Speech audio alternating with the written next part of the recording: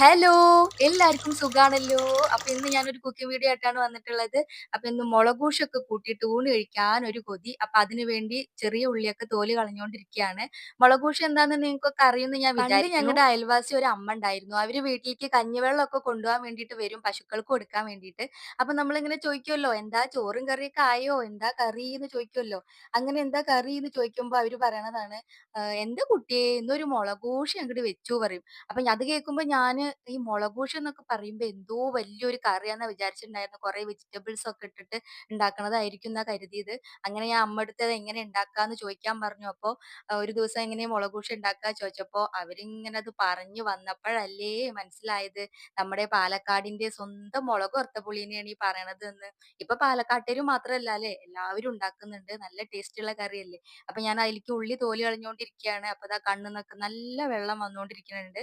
അപ്പൊ ഈ കറിക്ക് ചെറിയ ഉള്ളി കുറച്ച് കൂടുതൽ വേണം. ഞാനൊരു ചെറുതും വലുതൊക്കെ ആയിട്ട് ഒരു 20ഓളം ചെറിയ ഉള്ളി എടുത്തിട്ടുണ്ട്. പിന്നെ അതിലേക്ക് നല്ല എരിവുള്ള 2 ഉണക്കമുളകും കൂടി ചേർത്ത് കൊടുത്തിട്ട് ഒന്ന് ചതച്ചെടുക്കണം. ഇനി ഒരു മൺചട്ടി വെച്ചിട്ടുണ്ട്. അതിലേക്ക് വെളിച്ചെണ്ണ ഒഴിച്ചിട്ട് ചൂടായിട്ട് വരുമ്പോ കടുക് പൊട്ടിക്കാം. ഇത്തിരി ഉലുവയും കൂടി ഒന്ന് പൊട്ടിച്ചെടുക്കാം. പിന്നെ നമുക്ക് അതിലേക്ക് ചെറിയ ഉള്ളിയൊക്കെ ചതച്ചതുണ്ടല്ലോ അതും ചേർത്ത് കൊടുത്തിട്ട് ഇത്തിരി കറിവേപ്പിൻ്റെ ഇല ഇട്ട് കൊടുത്തിട്ട് നന്നായിട്ടൊന്ന് വഴറ്റിയെടുക്കാം. അപ്പൊ വഴറ്റിയ മാത്രം പോരാ, നന്നായിട്ട് തന്നെ ഈ ഉള്ളിയൊക്കെ മൂത്ത് വരണം. വെളിച്ചെണ്ണയിൽ ഇങ്ങനെ മൂത്ത് വരുമ്പോ നല്ലൊരു മണവും നല്ല ടേസ്റ്റും ആയിരിക്കും. പിന്നെ അതിലേക്ക് ഇതാ ഇത്രയും വലിപ്പത്തിൽ പുളിങ്ങ എടുത്തിട്ടുണ്ട്. എന്റെ കയ്യിലൊരു നല്ല കറുത്ത പുളിങ്ങയാണ്. അതുകൊണ്ട് കറി നല്ല കറുത്ത കളറിലിരിക്കും. എന്നിട്ട് നമുക്കത് പിഴിഞ്ഞിട്ട് പുളിവെള്ളം ഒഴിച്ചു കൊടുക്കാം. പിന്നെ അതിലേക്ക് ആവശ്യത്തിന് നമുക്ക് എത്ര വെള്ളം വേണോ അത്ര വെള്ളവും ആഡ് ചെയ്ത് കൊടുത്തിട്ട് ഇത്തിരി ഉപ്പും ഒരു നുള്ള് മഞ്ഞൾപ്പൊടിയും ചേർത്ത് കൊടുക്കുക.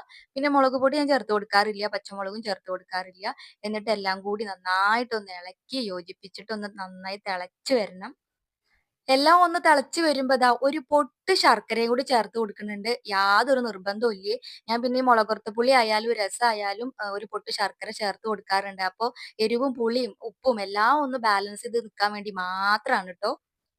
അപ്പൊ ഇനി ഒന്നും ചേർക്കാനൊന്നുല്ല. അപ്പൊ എല്ലാം കൂടി ഒന്നും കൂടി ഒന്ന് തിളച്ച് വന്നതിന് ശേഷം നമ്മൾ ടേസ്റ്റ് ചെയ്ത് നോക്കി നോക്കുക. എല്ലാം ഒന്ന് കറക്റ്റ് ആണോ എരിവും ഒക്കെന്ന്. ആണെങ്കിൽ തീ ഓഫ് ആക്കാം. ഇതിന്റെ കൂടെ ഉണക്കമീൻ കൂട്ടി കഴിക്കാനാണ് എനിക്കിഷ്ടം. അപ്പൊ ദാ കുറച്ച് മുള്ളമീൻ വാങ്ങിയിട്ടുണ്ടായിരുന്നു. അത് നല്ലോണം അങ്ങട് മൊരിച്ച് അതിന്റെ തല ഉണ്ടല്ലോ അങ്ങനെ കടിച്ചു പറിച്ച് കഴിക്കാൻ എനിക്ക് ഭയങ്കര ഇഷ്ടാണ്. അങ്ങനെ നമ്മുടെ അമ്മ സ്പെഷ്യൽ മുളകൂഷ് ഇവിടെ റെഡി ആയിട്ടുണ്ട്. ഇത് പിറ്റേ ദിവസം വെള്ളച്ചോറിന്റെ കൂടെ കഴിക്കാൻ നല്ല ടേസ്റ്റ് ആണ്. അപ്പൊ ഞാൻ ചൂടാറിയപ്പോ ഒരു ബൗളിലേക്ക് മാറ്റിയിട്ടുണ്ട്.